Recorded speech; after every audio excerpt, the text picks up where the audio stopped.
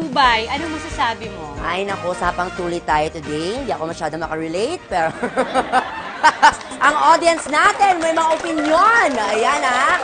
Ang ating katanungan, okay ba na habang baby pa lang, tutuloyin na ang ating anak na lalaki? Aba, okay ba yan o wag yan? Itaas ang mga placards.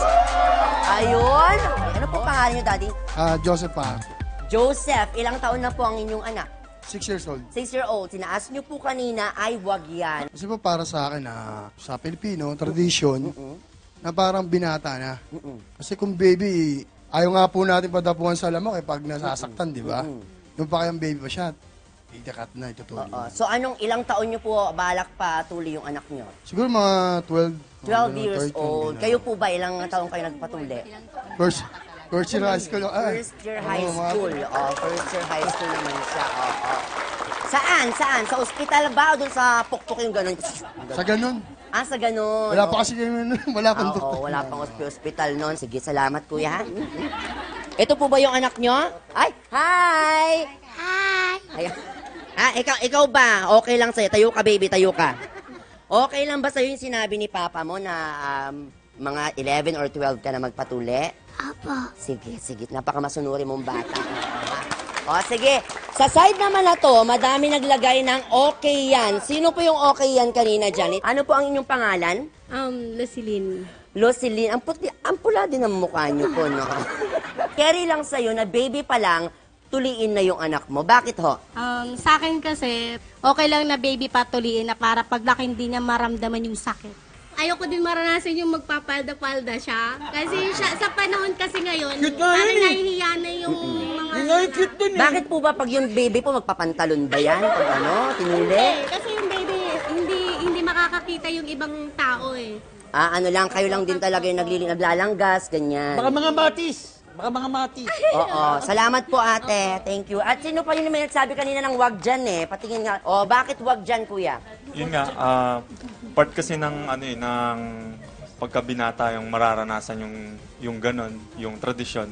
Saka sa mga barkada ganon yung Pag nagkwentuhan kayo ng barkada mo, Pagka baby kang pinanganak, baby kang tinulian, wala ka sa kwentuhan, hindi mo alam yung hindi ganon. ka makaka-relate. Oo. Kaya So pagka talaga. puro kayo mga binata ng mga kaibigan mo, lahat sila sabay-sabay tinuli nung bakasyon, ikaw hindi mo alam yung ganong Oo nga naman.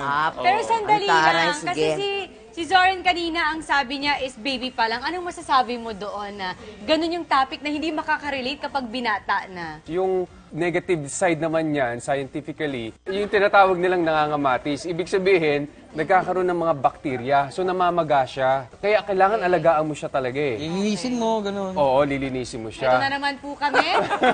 Pero, like I said, kagaya na sinabi ni Brad, okay naman magpatuloy ng the age of bago magbinata, okay din yon. But mas maalaga lang. Kung ang family, walang time mag-alaga naman nung bata, patuli, tapos na wala ng problema. Sa ating mga Pilipino, parte na siya ng kultura natin. Pero sa ibang bansa, ginagawa ang circumcision for medical reason. Ayon sa World Health Organization, nagpapababa ito ng risk for UTI o kaya yung tinatawag nilang prostate cancer o STD. At saka sabi din, ang kaibahan nito, nagbe-benefit din dito yung mga asawang mga babae para at least hindi nagkakasakit daw. Example, di ba, ang dami talaga nagkaka-UTI. Whether ituli ng maaga or late, ang importante matuli kasi hygiene siya. Yes. Ikaw, Bubay, may gusto ka bang i-share sa amin tungkol sa ganitong topic natin? Yung sa sarili mo. Kasi ako 11 years old talaga to share with you guys. 11 years old ako nung tinulak ako ng tatay ko sa ospital para Anong gawin yun. naranasan mo nung ginawa yun sa'yo? Hindi naman siya talaga masakit kasi may anesthesia namang nilalagay. So, nakaya ko naman siya. Mas naging better person ako after that.